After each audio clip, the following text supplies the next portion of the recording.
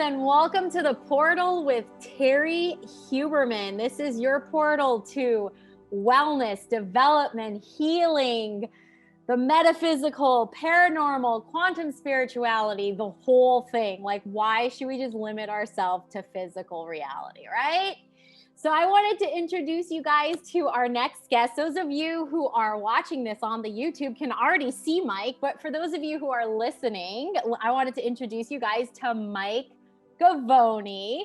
He is a coach. He's a spiritual healer. He's just an all-around great kind of guy who runs Healing Beyond Recovery. And so I just wanted to introduce you guys to him so we could learn more about Mike and how he can share his experience of an awakening. And, you know, hopefully if you guys can connect and see if there's any similarities with your experiences and your awakening with Mike. So ladies and gentlemen, okay, so Mike, I don't have like any sound effects, so I'm just gonna do the whole clapping. Ladies and gentlemen, Mike Govoni. How's that for cheese? I love it. I love it. Yeah. Well, hello, welcome. Thank you, Terrie. Thank you. It's good to see you. It's been good a while. To see you. I know. So Mike and I met in trauma camp. That's the way I would, kind of say, well, how did we meet up? Like we both met. We were going through a business development program through Healing Our Trauma, and that's how we met and we connected. And I mean, he's always been a really great support system for me. Mm-hmm. And he's been so helpful, and he has some really great things to say. And so I invited him here because he's got a really interesting awakening story that I think you guys would really get something out of it, and so I thought he'd share, hopefully, Mike, if you're cool with that, share that and how it got you to where you are and how you're helping people and all the things. Yeah, of course. I'd love to share my story with you and your listeners. And I just want to say, it's really nice to see, you're over here doing your work on this podcast. I'm over here on your podcast. I have my work. And lo and behold, we made it. Like we went through the trauma camp, and we're still going at this to I don't know how. Yeah, and it's really just a testament of who you are, and it's just beautiful to see us both doing our work in the world. Yeah. So thank you for being you, Terrie, and it's my pleasure. Everything you've had to go through and your ancestors had to go through for you to get here. And I know it's been a lot from what you've shared with me, and it's been a lot for myself too. Yeah. But, as transitional characters, people who are changing the whole dynamic of the lineage of their, generation and healing the trauma and wounds. It's really nice to know you and be on this journey with you and support your listeners too. So, my name is Mike Govoni, and I work as an integrative holistic recovery coach, supporting people who are in recovery to experience deeper healing and transformation. I also have a podcast too called the Healing Beyond Recovery podcast. And, like Terrie, I have a great aspiration to help other people. And, why limit it to the physical world? I mean, that too, There's some fun aspects to the physical world though, right? Yeah, but this is just one sliver of it. This is just a sliver. And I wouldn't be able to say that without getting the dose of suffering in the physical world. Oh, shit. So one thing Carl Jung says, the great psychiatrist, he says, we don't come to consciousness without pain. Yeah. So, or you might hear from maybe Buddhist or, Hindu traditions, whatever it may be, no mud, no lotus. So we need the mud in order to bloom our lotuses. Yeah. So, I know your story a little bit of the history and my story, and it's from that mud we've experienced that our lotuses are now blooming. Mm-hmm. And that's my story of awakening too, is being in enough pain to having to go within. Yeah. And when I went within, I had a profound transformation. Now I'll back up a bit.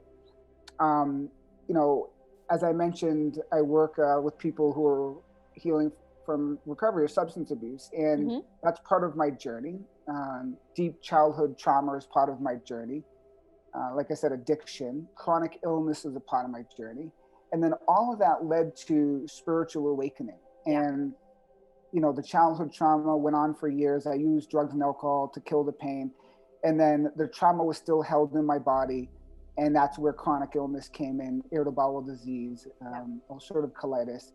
And then that was kind of the pivotal moment of the irritable bowel disease, coupled with what's called multiple chemical sensitivity, because the gut and brain are so intricately connected. Yeah.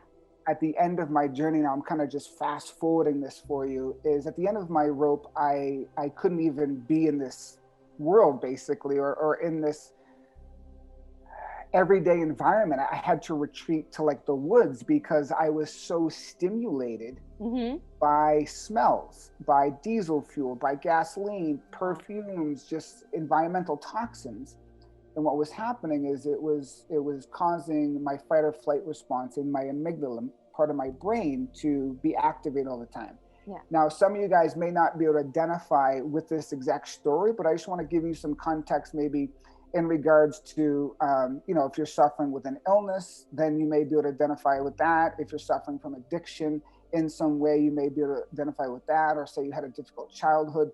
We all, you know, we all have some sort of grit that's bothering us, that's causing us this suffering. And this can be the grit, this can be the fuel for our spiritual evolution when we decide to turn towards it. Right. Rather than, you know, our conditioned response is to always push that unpleasantness away. Right. So you may not be able to identify exactly with my story, but I'm just sharing a little bit in the context of whatever's bothering you today as the listener. This is where you need to go. This is where your focus and attention needs to be put. This is the compass leading you towards freedom, but you have to go through it. There's no way around it, Mike. I've tried. Oh yeah, you're talking to like the king of, like, come on, drugs and alcohol. Like, I'm trying to get around it every which way, eating myself silly. Yeah. And, relationships, the sex, whole thing. I mean, the whole kit and caboodle. Yeah. Right. We teach what we need to learn most. So yeah, I know it. Totally. So yeah, the only way is through. Yeah. And it's freaking painful. Yeah. Yeah. You know, it is. Yeah. Well, you had like a lot of physical pain too. You were saying, like, with the irritable bowel disease, and then like the whole smell thing. Like, I don't think I could imagine that overload of sensitivity that you're talking about. I can't even humanly fathom it. That was it though, right? That was the oversensitization, maybe, yes. if that's the word. I know what you're talking about. Yeah, that was the catalyst that shifted me to find that place within myself that could hold both of them. Yeah. So as the part of my brain that's getting activated, the amygdala, saying, oh, there's a threat, there was another part of my brain like, hey, Mike, like, there's no threat, what's going on? And I had these two parts of me in tug of war. And when I had to go, now also I'm the son of a born again Christian preacher, which, you know, was very difficult in its own, is a lot of trauma with that too, you know, dogmatic Christianity. Not to say that Christ wasn't a great teacher, he was. Right. But, you know, as things get convoluted and, you know, all that sort of stuff with religion, I had that framework. But I listened to my internal wisdom, which was to go in at that time and begin to meditate. Mm-hmm. And I did, and by going in, and when I say meditate, it's not like I, you know, took 20 minutes and just sat for each morning. I had to leave my corporate job. My whole life came to a halt, and I ended up spending a lot of my days in nature in the woods, hugging trees, pleading with them to give me the strength in roots. Give me your roots. Give me your strength to make it through this.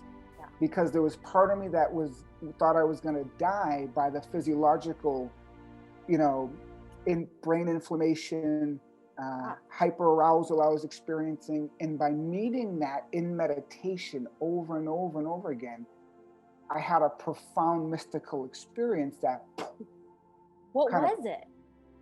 well, it was the causes, it was me meeting the causes and conditions. So Okay. it was pretty much a near-death experience. I thought I was going to die at times. Yeah. And I met that with a sense of absolute acceptance and openness and deep concentration of my mind through Buddhist practice. Okay. And by doing that, I transcended this physical reality, and I had a mystical experience to be and experience the oneness. So there was no sense of duality when the veil dropped. You know, the veil. Yeah. The veil dropped. Yeah. And I was the bird migrating. I was the acorn that burst into a 90-foot tree. I moved beyond the suffering. There was no I to suffer. Yeah. I didn't exist because there is no I. Right. It's, everything you're saying, I experienced like in different ways throughout my entire life. But I think my most recent experience was with multidimensional beings. When I studied with Dr. Joe, I did a whole week with him, and I was in the Dr. Joe Dispenza? Dr. Joe Dispenza was like freaking amazing. I'm already saving up for another experience because it was like that life altering. And that was back in February, right before. And I had, for the first time, that experience that you're talking about, where you are just everything. You're no body, no one, no thing. There's no time. It's just, and it's really hard to explain that to people. Yeah, of course, because when you're explaining it, their intellectual mind is trying to grasp what you're explaining. Yeah. And this is beyond conceptualization. Yeah. This is beyond the very small little minute framework of the thinking, ego mind. It's transcending that. Yeah. So that sounds like a big one. That's what she said. But but that sounds like a really big, huge awakening, because when I work with a lot of people, they're having awakenings on a smaller level where they're just kind of witnessing themselves, and they know that there's change and there's consciousness and awareness from who they used to be to who they are now, and they have no clue who they're going to be. But the experience that you're talking about, that is like it is multidimensional. It's not, there's like no reality whatsoever. So that, like what you're describing, was big. It was so big. First of all, you're right. It was multi-dimensional healing. Yeah. And it was so big that I pretty much had the understanding that I'm getting real woo now. Yeah. Is I probably burnt 1,000 lifetimes of karma. Yeah. Well, that's what happens when you literally time travel to a new timeline. Yeah. And we do that several times, like in just everyday life. Our choices are taking us to different realities and different dimensions. But it's not, that's just everyday regular stuff. But what you're talking about was like literal, like cosmos type. Cosmos. Yeah. Like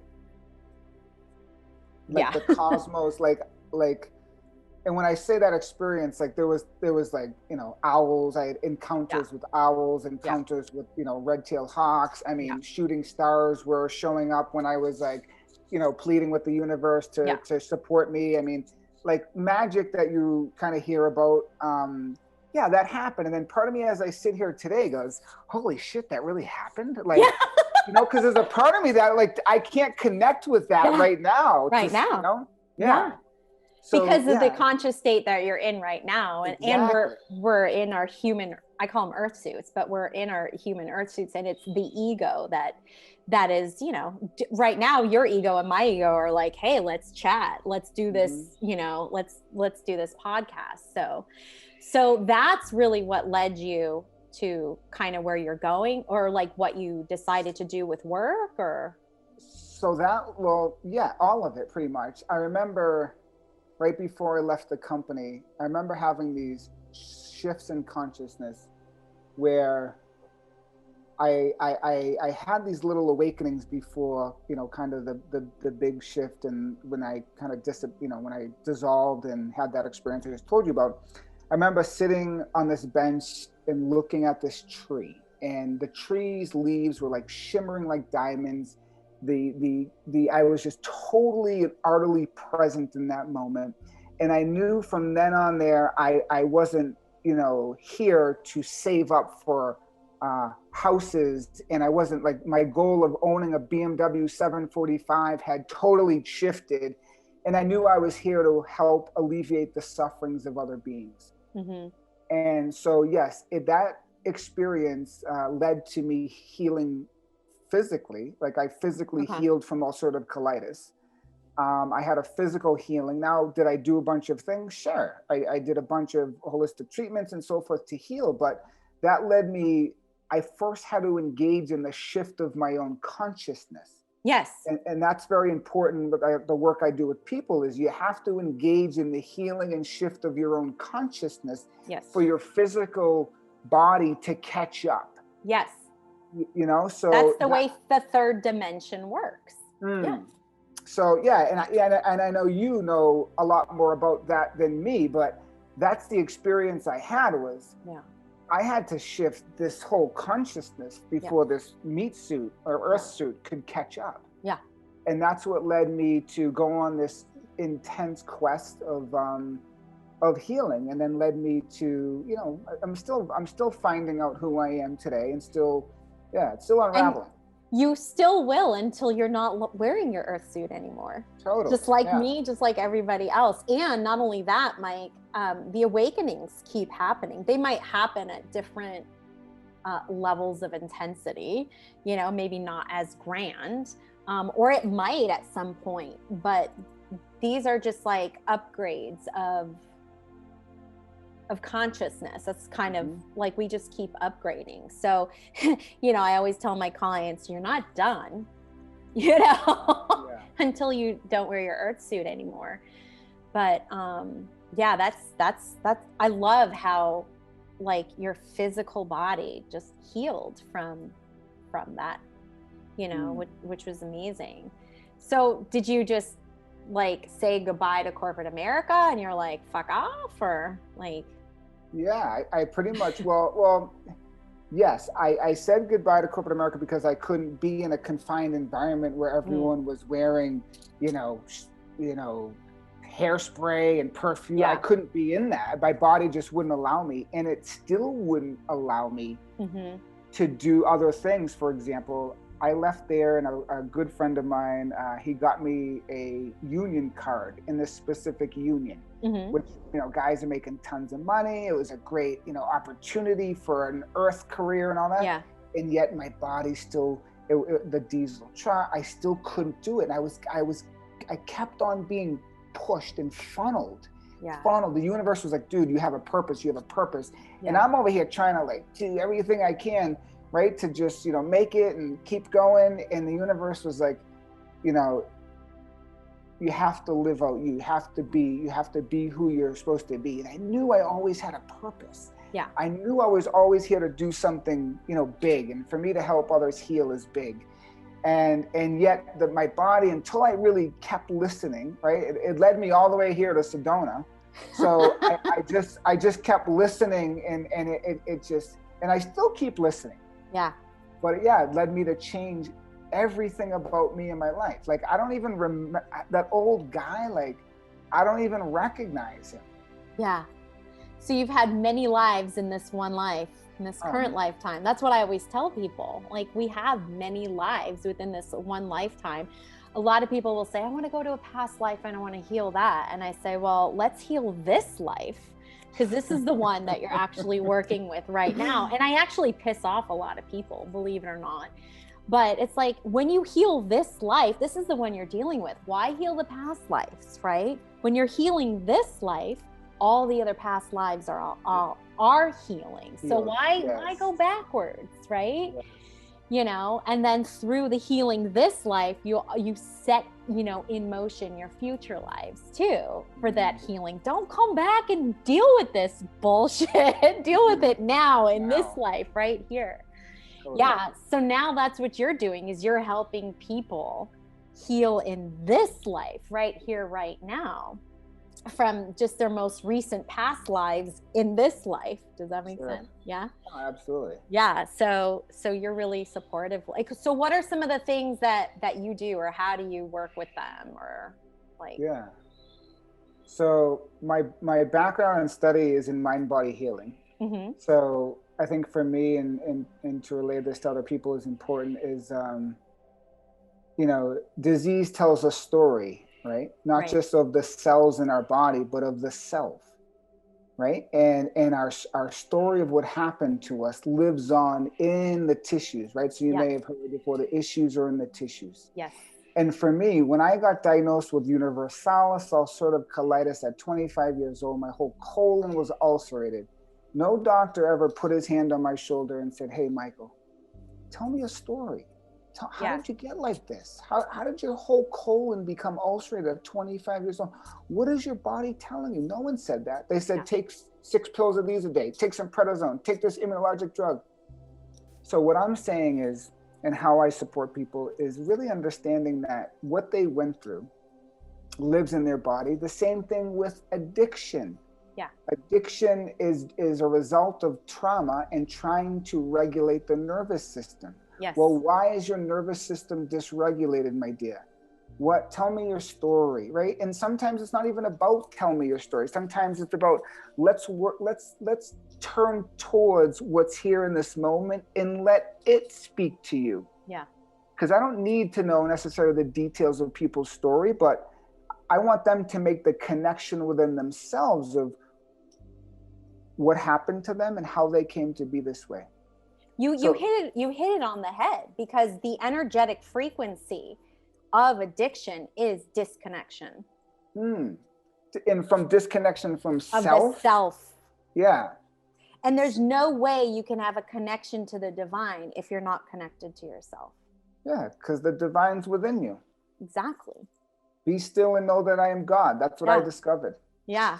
Isn't that crazy? Now, coming from a born-again Christian father, right? Oh shit, man. Yeah. Right?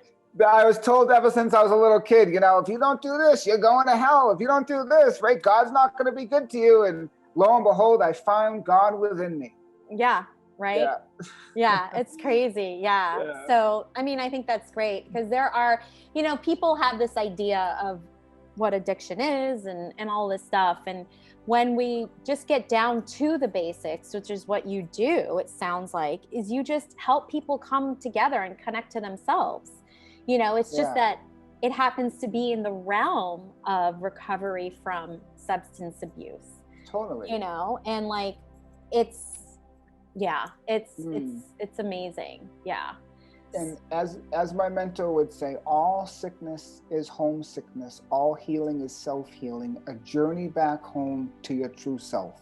Yeah. So whether you believe in the disease model of addiction, which I don't, or the, just the sense of, being addicted to a chemical and having, this mental obsession, physical compulsion, right? You may call that a sickness, but all sickness is homesickness. Yeah. All healing is self-healing, a journey home back to you.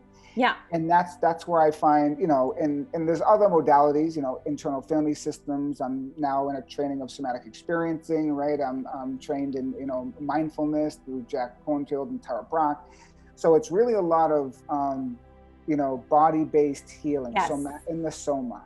Yeah. And linking, the psychological and spiritual, connections there. And I think that's really pivotal, and people, I came from a 12-step background. Ever since I had that awakening, no offense to 12-steppers or anything like that, I never went back to 12-step. I never, ever went back to a 12-step meeting that day. Well, I attended one, but I'm not in the fellowship anymore. Yeah.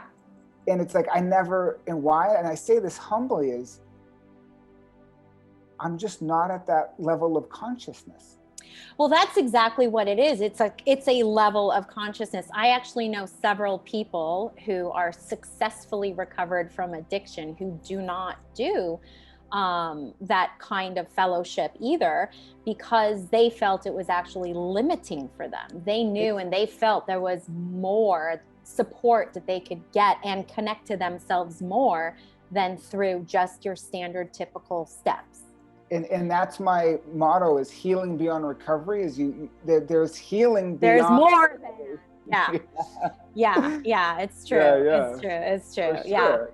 Yeah. So I think it's really great work what you're doing. And, just to toot your horn a little bit, since you tooted my horn at the beginning, you've been really supportive. Like, I know it's been a while since we've had any, deep conversations, because we've both been busy, but, your level of support is actually really helpful, even to somebody who's not in recovery. I mean, listen, my shtick is different, okay? But everybody's got a shtick, and, you've been really helpful. So I appreciate, when I can reach out to you and you're always like, no problem, Terrie, Yeah, so sure. I like, if somebody comes to me, when I work, it's like you and I are saying the same thing, but with different languages, because I do like through energetic frequencies, but it's about consciousness and getting yourself to a consciousness awareness, right?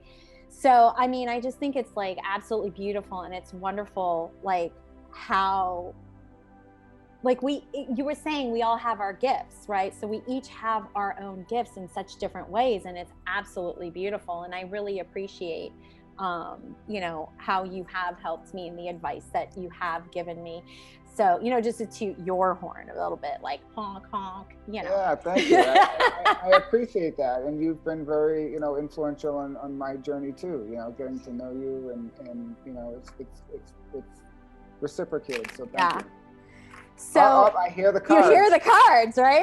Let's go. You're like, I'm getting a fucking reading, Terrie. Yeah. So, okay. So as you know, this is the part where I do a reading. Do you have, just for time's sake, because these are quickies, do you have a specific question in mind that you would like me, or an area of your life that you want me to look into, or anything like that? Let me just think 1 sec. An area of my life I want you to look into. Oh, say I don't. What's the other option? You're just gonna I can just see what. Yeah, let's do that. Oh, look at you! Fantastic. Okay, so let's just see what is going with Mike. Do me a favor, really quick, and say your first name out loud 3 times, please.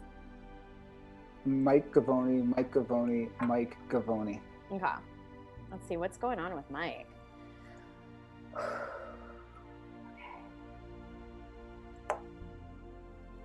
Ooh, swift decisions need to be made.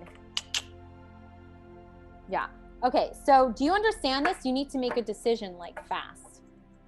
Does this make any sense? If not, it's coming up. A swift decision, no. No? Okay, so then this is probably coming up. It feels like, okay, let me see what area it's going to be in. I almost feel like it might be, are you purchasing property? Do you understand this? Or moving? Or what is this about property? Do you understand this at all? Considering purchasing property? I am considering purchasing property, although the lease here ends in January, so I've been thinking about the next step. Yeah. This purchasing property definitely resonates. Yeah.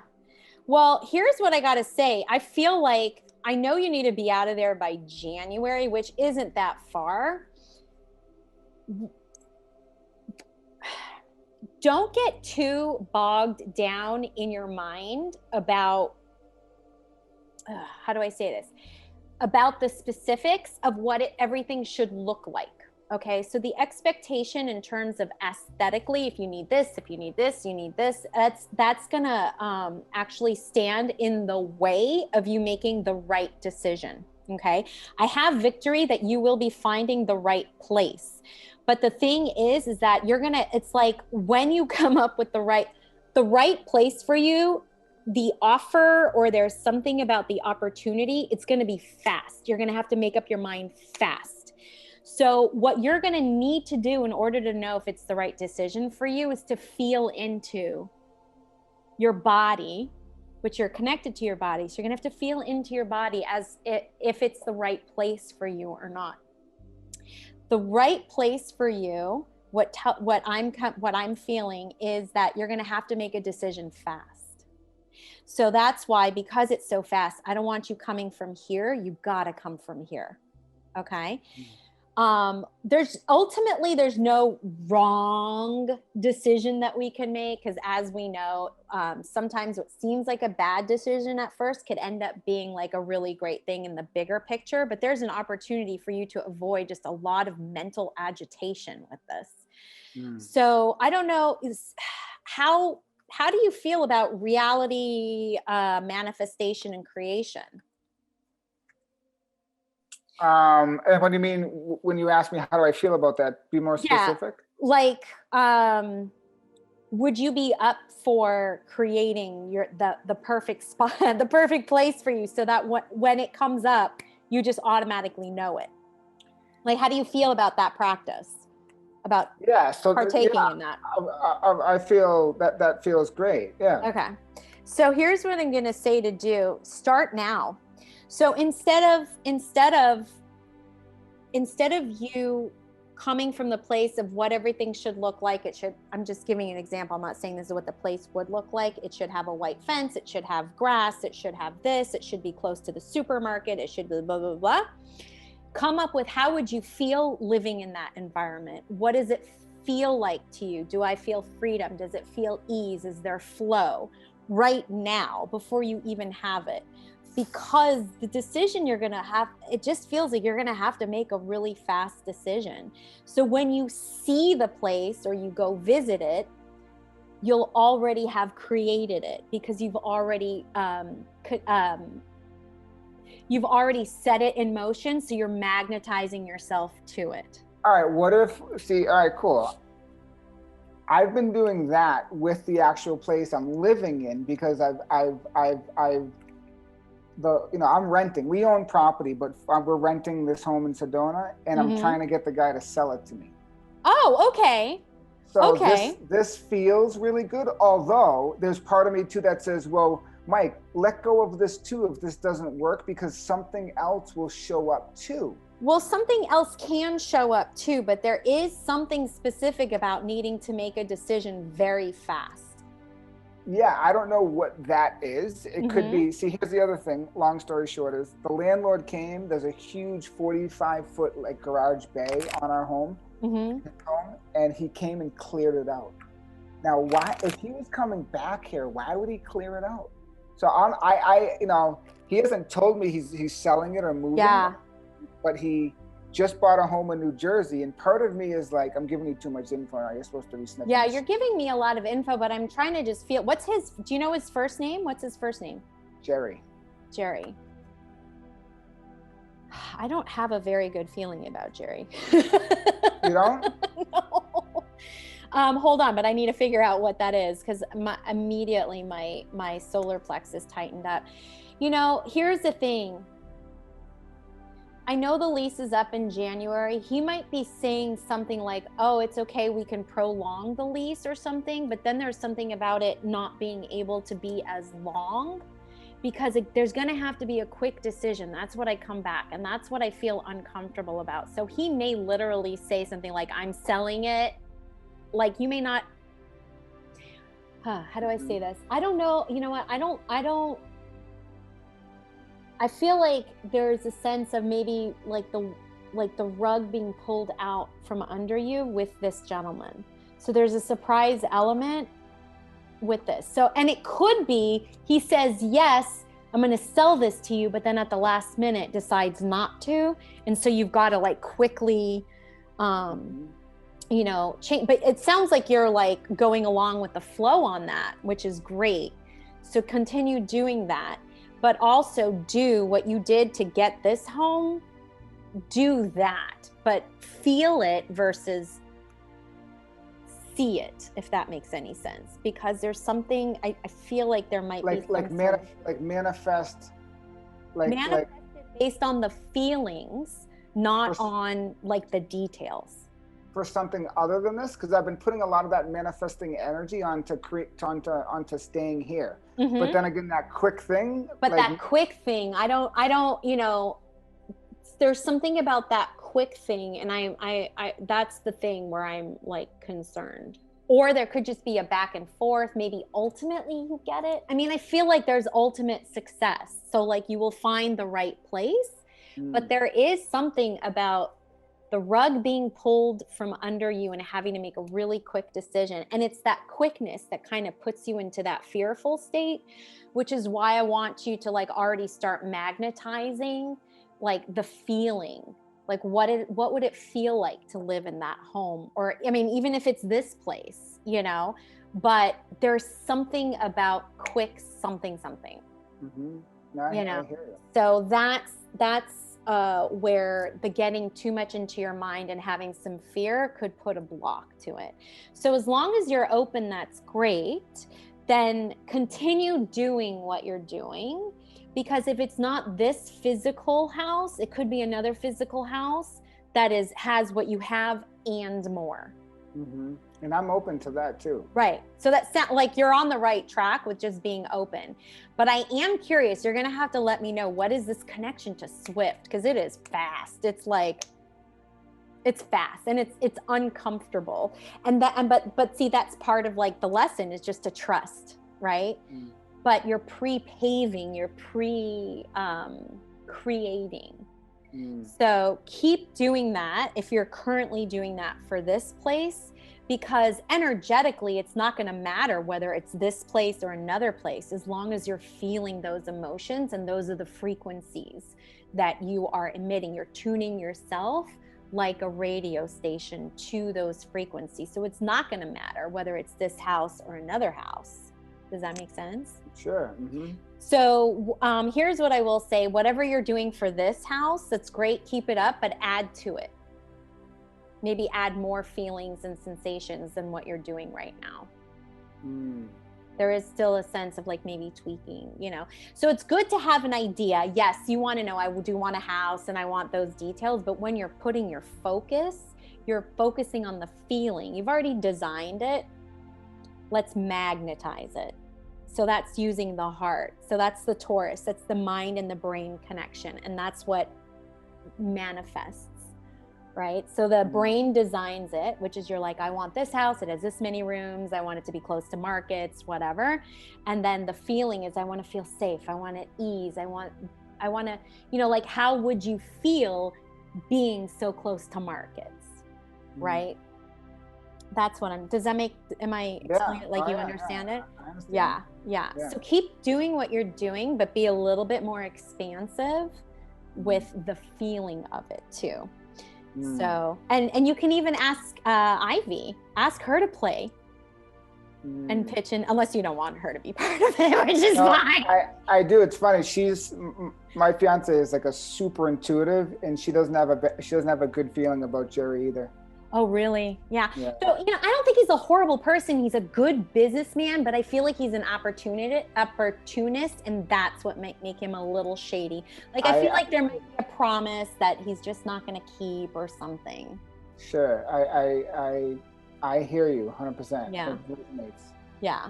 So let me know how that all comes out. I want to know.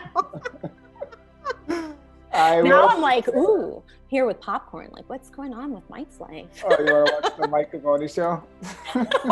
Exactly. Mike, if somebody wants to work with you, or, you know, they're in their recovery process, you know, and they need some help and support, you know, and they've been doing it for a while and they just kind of need that hand holding and that, you know, that just that extra, I got your back. How can people work with you, or where can they find you, or all the things? Yeah, so you can find me. I have a webpage at MikeGovoni.com. So it's MikeGovoni.com. There you can, you know, see my offering. You can click apply now for a total complimentary consult, and you can check out my podcast there too at the top right-hand corner. It's called the Healing Beyond Recovery podcast, where I have leaders in the field of consciousness, recovery, trauma, addiction, health and wellness. And, we really talk about that healing beyond just recovery. So you can check that out. That's on iTunes and all your major platforms as well. And social media, Instagram, Mike Govoni, and same thing, I believe, with Facebook.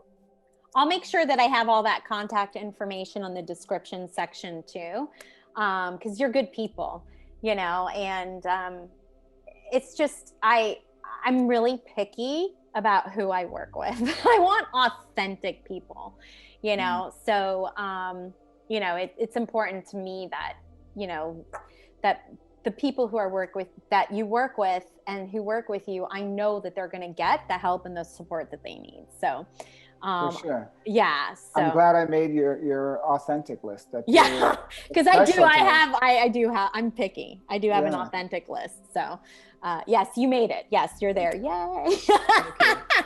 Thank you so much for hopping on to the portal, hopping through the portal, stepping through the portal. I love Holding my hand through the portal. I mean, everything you can do through the portal. Thank you. Yes. So, it was really a pleasure to be here and see you, Terrie. And thank you for the reading. It definitely resonates with me. And I'll keep you posted. Yes, for sure. And everybody who's watching or listening, thank you so much for all of your support with the portal and just all the community that I've created. I've recently really embraced that my number one value is connection. So for me, I am now living my life through the lens of connection. So I appreciate each and every one of you who engage with me and who connect with me, because I learn through you. And I'm very, very, very grateful to be journeying with all of you guys as well. So thank you so much for all of your support. Stay connected, and I'll see ya on the flip side.